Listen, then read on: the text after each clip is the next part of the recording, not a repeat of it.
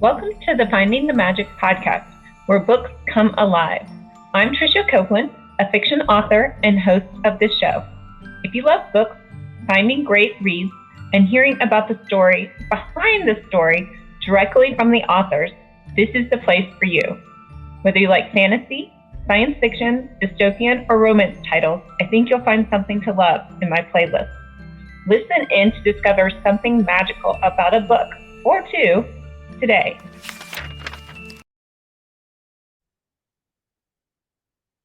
Hello, Tara. Hello. So today I'm super excited. We have Tara Sim, the upcoming release or author of the upcoming release, We Shall Be Monsters. And I read a little bit about it. Kind of jump in and tell us everything that we need to know. So We Shall Be Monsters is the first in a new young adult duology. It's kind of like dark fantasy, a little bit of like, high fantasy mixed with some horror elements.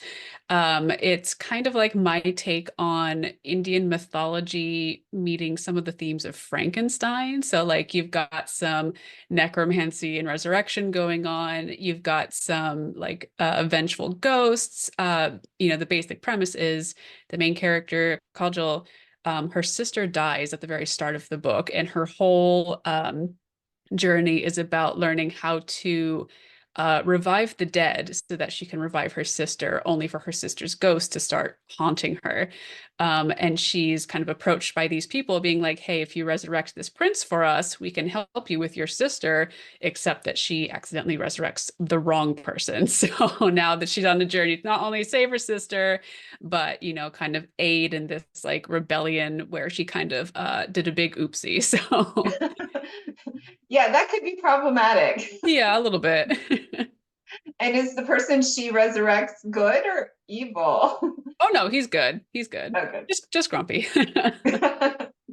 Wanted to stay unresurrected, I guess. Well, he's very confused when he wakes up. Let's just say that. Okay, and so in what kind of is the world based on our current world, or is there other magic? Yeah, so it's what's called a secondary world, which means that it's not our world as we know it. It's kind of like its own separate fantasy type world. But it is kind of modeled after ancient India.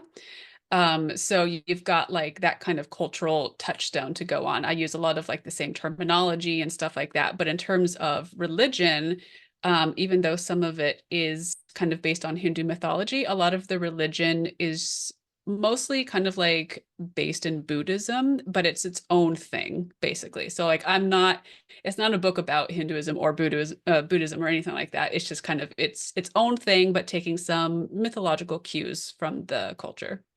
And how did you come up with the storyline? So many years ago, an author friend of mine, Danielle Clayton, who is absolutely wonderful, and you should read her books. She was actually the one who was like, I would love to see you write an Indian take on Frankenstein. And I was like, that sounds so up my alley. But it took me a few years to really like take that seedling and actually like make an entire story out of it, because I was like, okay, I love mythology. I have uh my family's culture that I can work off. There's like a really rich tapestry to weave in there. And I love, Frankenstein and horror and that kind of stuff. So like, how do I blend those two things together? And it took a long time actually to kind of figure out like how to best incorporate those. But I'm really happy with the result that came from it. So thank you, Danielle. That is amazing. And have you done a lot of research of mythology or read a lot of mythology and all different kinds, or focused on Hindu and Indian mythology? Growing up, like most people, I was really fascinated with Greek mythology. I think that's like the kind of standard base mythology that everyone gravitates toward.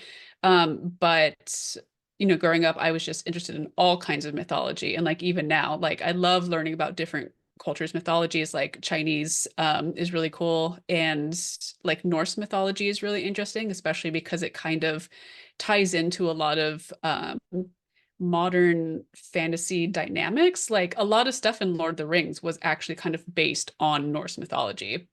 And so I find that like super fascinating.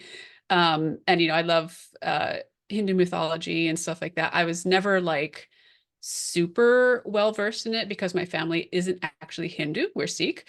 But like as my mom was growing up in India, she also learned like these myths and stuff like that. And she would like go to the temples and stuff like that. So I did a lot of research on kind of like the different ways that that mythology can be interpreted, and kind of went at it more in like a storytelling element rather than like a religious one, if that makes sense. Yeah, it does. And so you said this is going to be a duology. What is the name of the series? I think it's just called the We Shall Be Monsters duology. I don't Okay. think it has a separate because like sometimes a series name will have like a different name, like my Dark Gods trilogy. But then I think most of the time if there's just no set series name, it's just kind of like the name of the first book is just the overall name. And do you have the second book already planned out, or did you plan both books out beforehand and you know like exactly what's going to happen and where the ending's going? I do know what happens in book two in like a very broad sense. I actually haven't started writing it yet because of some scheduling delays, but I am planning to start writing it very, very soon. And so I'm working on an outline currently. So I kind of know like all the big things that happen, but I kind of like to discover as I draft a book. So I'll have like stepping stones, like in terms of like these are like the big plot things that I know happen, but I won't know like the full picture until I'm actually like in it and I'm drafting and like because sometimes the characters will be like, I'm gonna make this decision, which makes sense for them for their character and for the moment. And I'm like, oh yeah, you're completely right. I didn't see that beforehand. So it helps to like kind of have like an overarching structure before I go into it, but then also keep myself open to possibilities as I go. I feel like that's the fun part of writing. Mhm. I talked to some authors who write these really extensive outlines, like 20 and 40-page outlines for Oh books. no, And not if me. I did that, and if I tried to follow that, I would be so bored I wouldn't want to do it anymore. Yeah, exactly. It would be so boring and like absolutely no shade to those people because I have like a lot of Oh no. respect for them. I'm just like I am not nearly organized enough to do that, first of all. And second, yeah, like a lot of my process comes from the discovery because like as I'm working, I'll create all these connections in my mind as I'm going. And I'm like, oh, right, I couldn't see that ahead of time because I didn't know this ahead of time. So everyone has their own has their own way of Right. doing it. Yeah, no, I am not worthy of the 20-page outline. Yeah. And I was talking to another author that did spreadsheets of each one of Oh her like no, I plot can't points, do and I that. would, yeah, that was like totally overwhelming to me, but super cool in the process, right? And Yeah. I'm just surprised you can even call it a duology when you start, because half the time I'm like, oh, this will be 3 books, and then it'll be 4 or 5 books Oh down yeah. the road. I could probably easily make this a trilogy, but I think my publisher wants me to stick with just two. So the part of the decision comes from that. So, how did you get your start in writing? Have you always known you wanted to be an author, or did you go to school for writing? Um, I kind of have always been fascinated with writing. Like even when I was really young and before I like knew how to type, I would like dictate things to my dad and he would type up stuff for me. And he was very indulgent and he loved kind of like fostering my love of reading and writing. So he was always very, very happy to do that for me. Um, and then as I was, growing up in like middle and high school, I would write, excuse me, little just stories here and there. I was 15 years old when I actually wrote my first novel, and it was like this really big, super cliche epic fantasy. That was like the first of a trilogy that I wrote like up through when I was in college. It was a very, very formative experience for me because it made me realize how much I loved writing and like but like not only that but the kind of writing that I wanted to do where I like made up big extensive worlds and like big casts of characters and like I could kind of like play God with them a little bit and be like it's kind of like the thing of like playing with dolls and like smashing them together. Like it had kind of like that feeling to it. And I was like, I love this. I love being able to make up like my own worlds, my own people, and like figuring out what happens to them. And so I just kind of fostered that love over a period of years until one day I wrote what would end up becoming my debut novel, which is Timekeeper. And that was the first one that got published. And yeah, I just haven't looked back since. Super fun. So you mentioned your Dark Gods trilogy. Tell us about that. Oh boy, it's it's an adult epic fantasy, kind of like, on the darker side. I wouldn't say it's like grimdark or anything like that. It just kind of has like, there's necromancy, there's, these kind of like darker themes going on.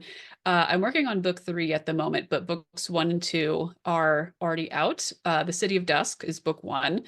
It kind of launches us into this world where there are multiple realms, lightness, dark, death, and life. And we kind of center on this one city called Nexus, which used to have these portals to these other realms, but all of these realms have been sealed off. And our main characters kind of have to figure out, like, in order to prevent their realm and all the other realms from dying off because of this, they have to like reopen those portals.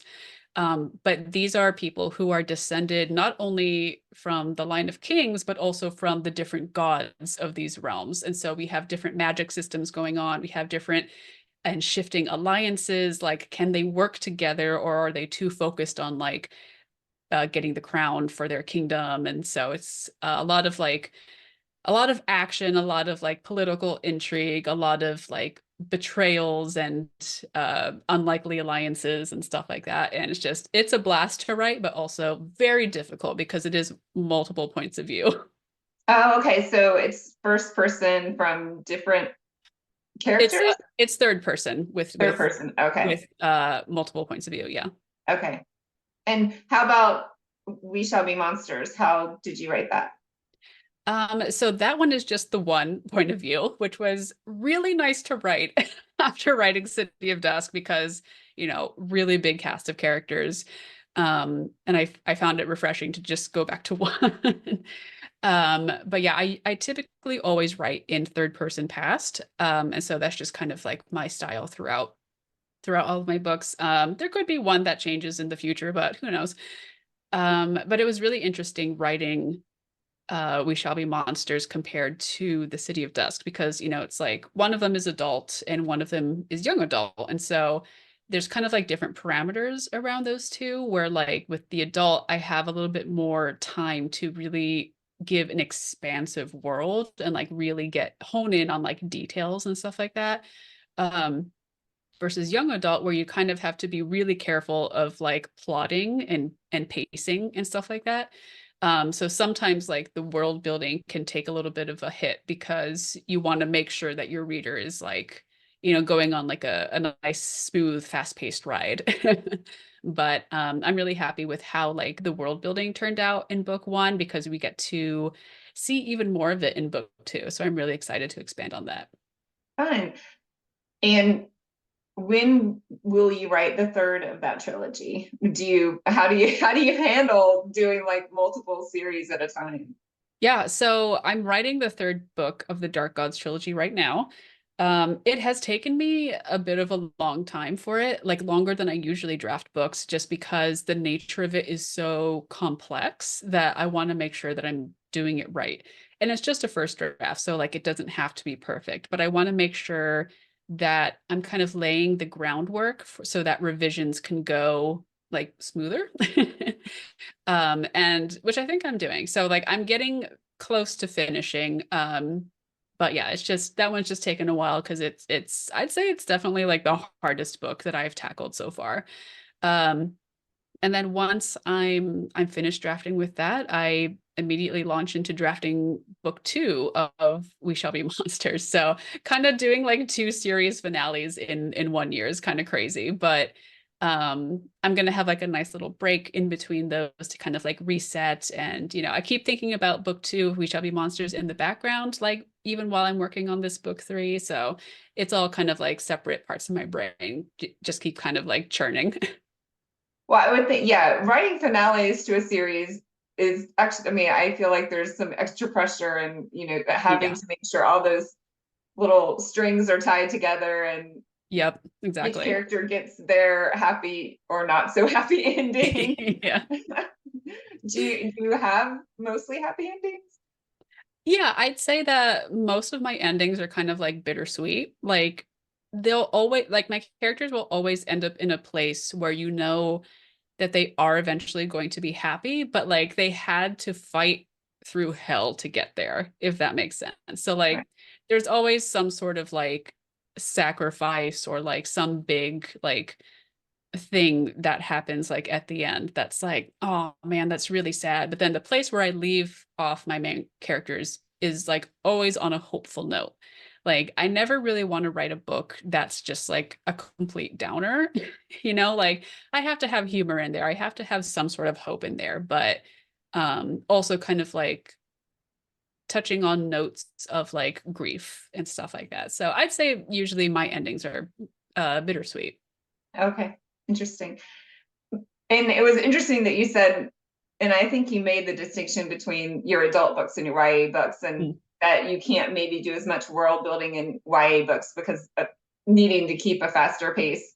Mhm. But you have necromancy in both of them. Do you consider your YA books more upper YA, or what is the age range?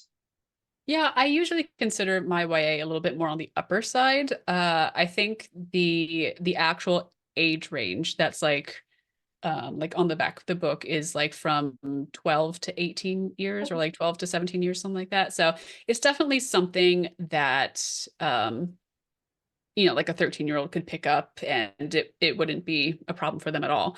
Um, the way that I deal with necromancy in both books is completely different too.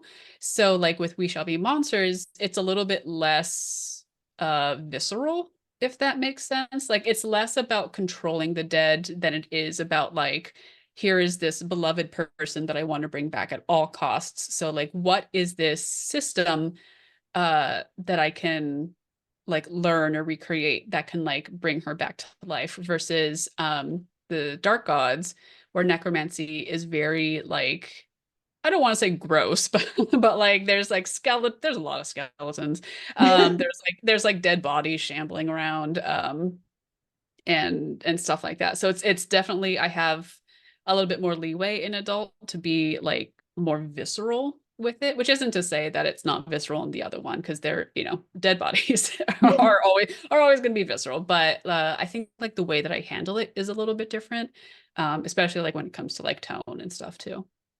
Yeah, I think a lot of time, well, and I'm just kind of referencing some other magic worlds that I know from the Vampire Diaries, and that's maybe the only one that they've talked about necromancy Hmm. and well, bringing someone back to life. And you always had in that their magic system, you always have to find a balance. So in order Mhm. to bring someone back to life, you would have to sacrifice someone else, which obviously is a dark topic too. I don't know if maybe some of those differences may be the same for you. Yeah, I think just like the nature of them is so different that they just feel like completely different magic systems to me. Especially because the one for We Shall Be Monsters is a little bit more rooted in like Indian mythology and like that kind of culture. So there's something called Ayurveda, which is like an ancient Indian medical practice, and that's where like the idea of like chakras come from. And so I kind of like work with those parameters when it comes to the resurrection magic in We Shall Be Monsters versus something like the Dark Gods, where it's like this is a power that comes from the god of death herself, and like is a little bit more like innate and like something only a few select people can do. So it kind of uh depends on how you approach it. And like I just I love necromancy in general. Uh just like as like a magic system and the way that different people like approach it, like what you said with the Vampire Diaries, like needing to actually sacrifice someone to bring someone else back. Like I love different interpretations of it. Right. And I mean, it seems like so for We Shall Be Monsters, your main character, and I apologize because you said her name fast and I probably can't pronounce it. Is it a female Yes, protagonist? yes. Like, It's a female protagonist. Her name is Kajal. Kajal. Okay. Yeah. And Yeah. so it seems like she gets recognized by these towers Mhm. because she learned this magic. Is that true? Yeah, so it's kind of like I originally wanted it to be a little bit more scientific to kind of like lean in on those Frankenstein vibes. But sometimes sometimes editors will be like, I'm confused. Is this fantasy or science fiction? And I'm like, no, it's fantasy. There's just like some metal lying around. And so I kind of had to pivot to be a little bit more on like the using like plants and the chakras and stuff. So it's a little bit more steeped in like lore and magic as opposed to incorporating a little bit more of like a scientific method. But there is still a bit of that scientific method in there. It's just not as like prominent as it was in like an earlier draft. Um, so she kind of like because she does have a very like scientific mind. Like she likes to learn how the body works, and she's very like morbid in that way that like she likes to kind of like dissect things and be like, well, how does this work? And like if I poison this, well, then what happens? She's hilarious. I love writing her. But yeah, so her like, experiments kind of gain the attention of people that she would rather not be involved with, and that kind of lands her into trouble. Well, I could imagine like for a young adult losing a sister, Mhm. someone very close to them, they might become preoccupied with that. I remember losing my great grandfather at age 17. I became very preoccupied with death and the afterlife. And Mhm. so, even more like someone that is that close in age to you. Yeah. And yeah, that Yeah, that for sure. spurs you to go to those links to get your loved one back. Oh yeah, and she's very much like her at the beginning of the book. Her whole goal is to just resurrect her sister, and then obstacles keep getting in her way. Well, it sounds like a great ride, and I'm super excited to buy it and read it. Thank you. When you're thinking about your books as a whole, or maybe you want to say, talk about We Shall Be Monsters or the Dark Gods trilogy, do you have themes or things that you want the readers to pick up on, or maybe you want the readers to discover them and not say, but or do Mhm. you have an experience or feelings or thoughts that you want the readers to take away from these? Yeah, I think usually when I write a book, I want to entertain the reader first and foremost. Like I want them to get almost kind of like a sense of wonder and being like, oh my God, I need to know what happens next. Or like, I really want them to like fall in love with the characters because I love my characters and I would love to kind of spread that love around, and have people like discover them and want to like know what happens in their story. So when a reader finishes my book, I really want them to kind of walk away with like, whoa, that was really cool. And like, I'm excited for the next one. But I do like to incorporate, things that kind of make you think a little bit more or really try to like evoke an emotional reaction. So I write a lot about grief, loss in various forms. I feel like that always kind of like creeps into my work in some way. Kind of like found families too, especially. So I like to create kind of like almost like a safe space for my readers where they can like discover these things, but also give them like cool action sequences so they can be like, yeah, that was so cool. I feel like that was what drew me to reading as a young adult too. Mhm. Like it was a safe, especially fantasy. A lot of times, it's a safe space where you can talk about those issues or feelings or things that happen, Mhm. and you can explore them in a safe place, and then Yeah. hopefully maybe work through them a little bit and go out into your life and kind of transfer those learnings or that growth or recovery. Yeah, for sure. I feel fantasy is like fantasy and sci-fi and even horror are like really great genres to actually like learn more about your real world than I'd say contemporary is, which is not to dismiss contemporary at all. I just think there's like so many themes that you can evoke in in fantasy that are just like kind of like make you think more of like yourself as a person, like one in the how am I trying to phrase it? Like you're not just singular, like you're part of like a collective. And I feel like fantasy is really good at kind of reminding you like, oh yeah, like we're kind of all in this together. And there's like these universal experiences that people have, and like I'm not like alone in this. Right. No matter whether we're witches or vampires or Yeah. Frankenstein, resurrected Frankenstein. Yeah. So what is next for you? Are you constantly having notebooks of ideas? Yeah, I'm drowning in ideas and I just can't write them fast enough. Yeah, I think just focusing on Dark Gods Book 3 is like my absolute priority right now, but I am close to finishing.